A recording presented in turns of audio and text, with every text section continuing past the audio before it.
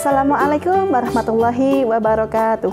Halo anak-anakku kelas 8 yang berbahagia. Bertemu lagi dengan Bu Ella di pembelajaran ilmu pengetahuan sosial kelas 8. Bagaimana? Masih semangat? Pastinya masih ya. Sebelum kita memasuki materi, teman-teman semuanya siapkan buku paket IPS BSI kelas 8, buku tulis, dan alat tulis untuk mengikuti pembelajaran pada kali ini.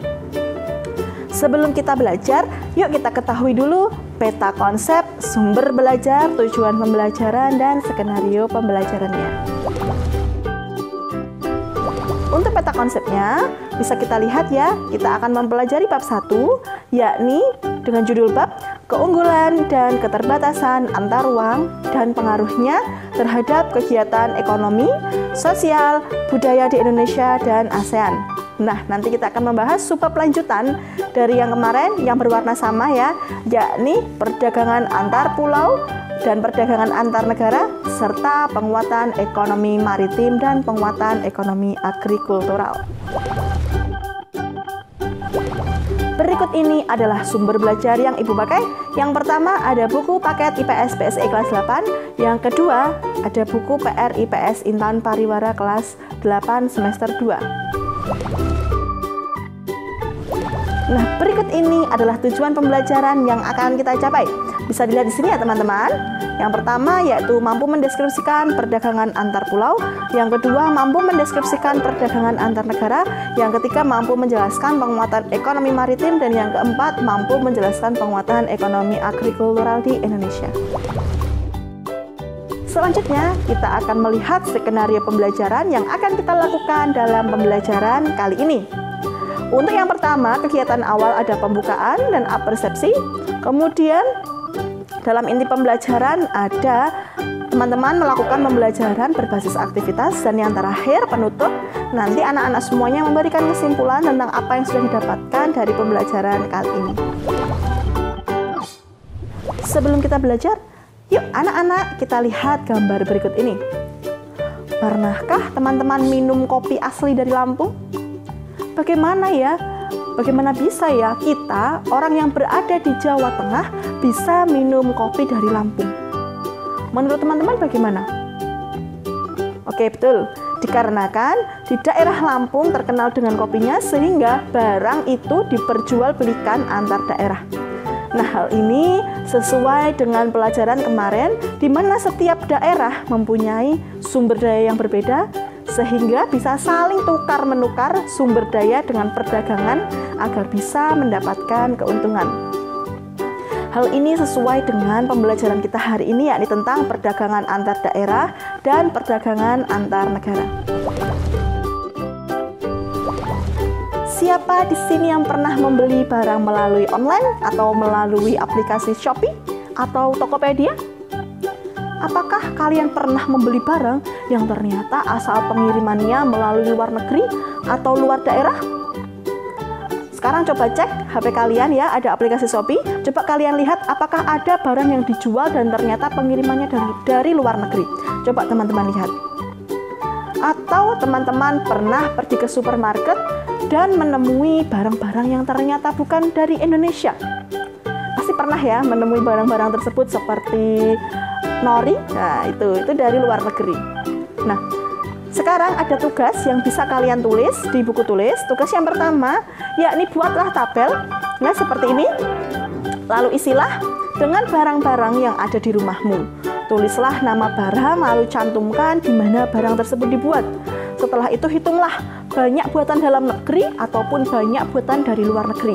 Contohnya nih ya, Bu Ella tadi menemukan di rumah Bu Ella ada staples bernama Max. Nah, itu ternyata Bu Ella lihat buatan dari Made in Japan. Nah, teman-teman sekarang bikin tabel ya. Berapapun boleh, minimal 5. Teman-teman bikin nomor, nama barang, kemudian namanya apa, kemudian buatan mana. Bisa deskrip kalian, ataupun pensil kalian, atau apapun yang ada di sekitar kalian, coba catat ya.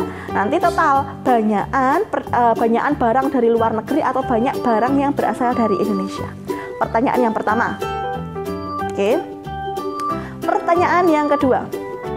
Bagaimana ya barang-barang tadi ya yang ternyata dia tuh made in Japan atau made in China ya, made in China, itu bisa masuk ke dalam negeri kita. Bagaimana caranya? Itu pertanyaan nomor 2 yang A. Pertanyaan nomor 2 yang B, bagaimana barang dari Indonesia itu bisa dijual ke luar negeri? Teman-teman bisa lihat banyak sekali orang yang menggemari Indomie di luar negeri. Nah, teman-teman bisa cari mengapa kok barang itu bisa sampai ke luar negeri. Kemudian yang ketiga, yang C, nomor 2 yang C, apa tujuan adanya perdagangan antar daerah dan antar negara? Sekarang kita memasuki subbab materi kedua, yakni penguatan ekonomi maritim dan penguatan ekonomi agrikultur di Indonesia. Teman-teman pernah dengar istilah kata-kata maritim dan agrikultur? Ya, Ibu Ella bantu sedikit ya. Maritim itu berhubungan dengan kelautan ya. Lebih tepatnya maritim itu berhubungan dengan transportasi laut, industri galangan kapal, pembangunan, dan pelabuhan. Kalau perikanannya itu nanti lebih ke ekonomi kelautan. Tapi bisa juga masuk ke dalam potensi ekonomi maritim di Indonesia. Nah, sedangkan agrikultur itu berhubungan dengan pertanian. Seperti itu bedanya maritim dan agrikultur. Pertanyaan selanjutnya, ya, yang ketiga, lihat gambar berikut ini. Teman-teman lihat di situ sudah ada grafik ya, gambar grafik yang isinya apa saja potensi maritim di Indonesia. Nah, sekarang kalian jawab pertanyaan yang ketiga A.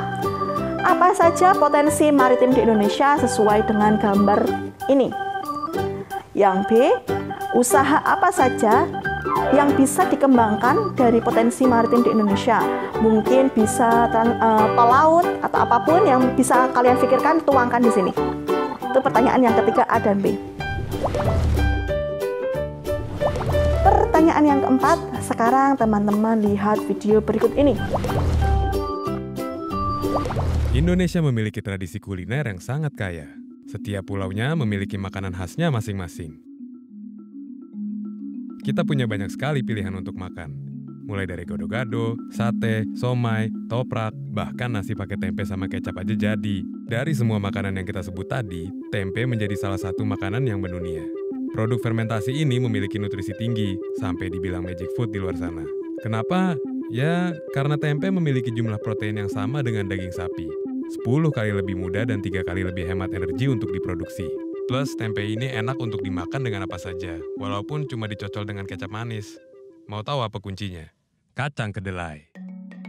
Kacang kedelai bisa digunakan sebagai bahan untuk biodegradable plastik, lem kayu, dan tekstil. Selain itu, kacang kedelai juga bisa jadi bahan pembuat lilin. Plus, ampasnya bisa jadi bahan bakar untuk kompor kalian. Kita nggak tahu gimana ceritanya kedelai bisa jadi bahan untuk lilin. Tapi yang jelas, ada 2 jenis kacang kedelai yang tumbuh di Indonesia. Yang pertama, kacang kedelai kuning. Dan satu lagi, kacang kedelai hitam atau khususnya varian yang kita lihat sekarang ini dikenal dengan nama Malika. Gak ada perbedaan yang signifikan sih, tapi ada yang bilang kedelai hitam lebih gurih, makanya lebih sering digunakan untuk kecap. Menurut pakar tempe dari Universitas Gadjah Mada, Mary Astuti, kacang kedelai mulai dikonsumsi orang Indonesia sejak abad ke-12 atau 13. Karena kata kedelai ditulis kadele dalam bahasa Jawa kuno ditemukan dalam kisah Sri Tanjung. Nah, kalian pada tahu nggak? Kedelai kuning yang paling sering kita gunakan sebagai bahan makanan ini banyak yang impor.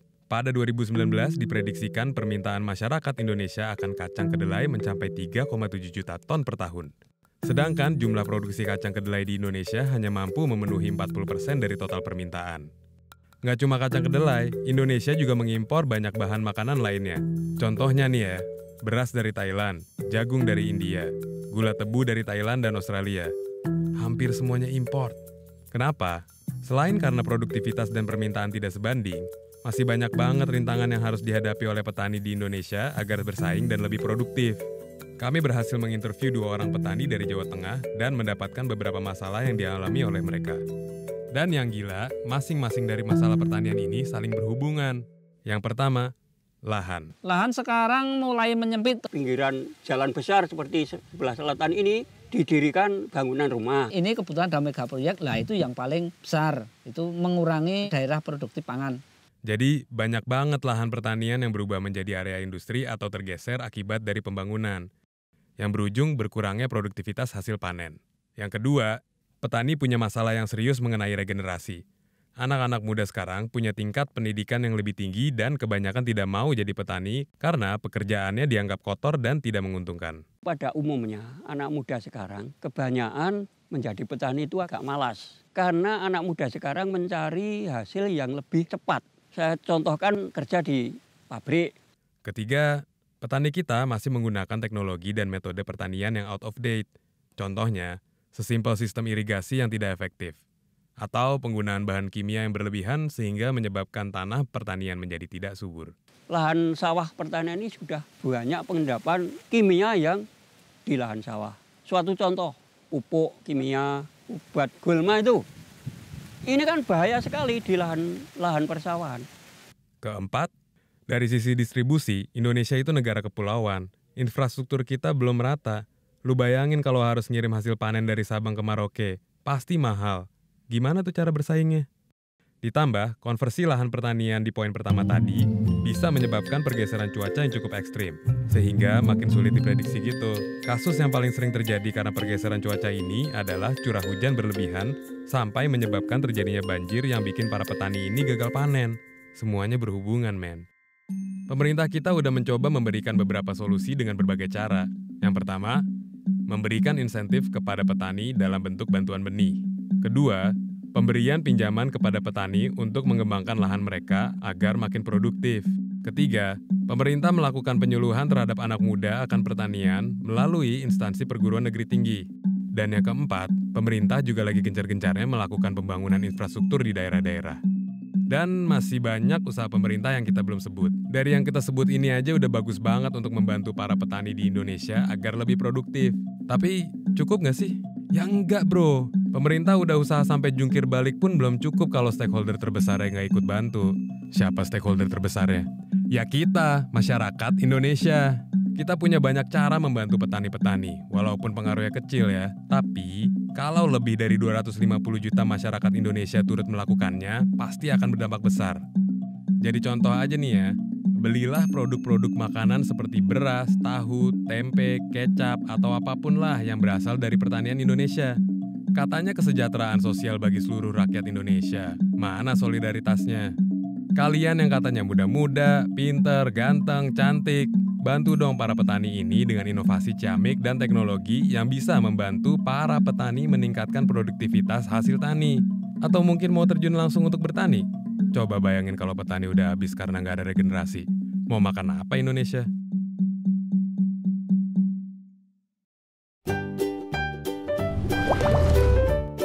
Bagaimana teman-teman? Sudah lihat videonya? Apa yang bisa kalian dapat? Oke, tuangkan ya di pertanyaan yang keempat. Yang A, ya, apa masalah yang dihadapi oleh petani dari video tadi?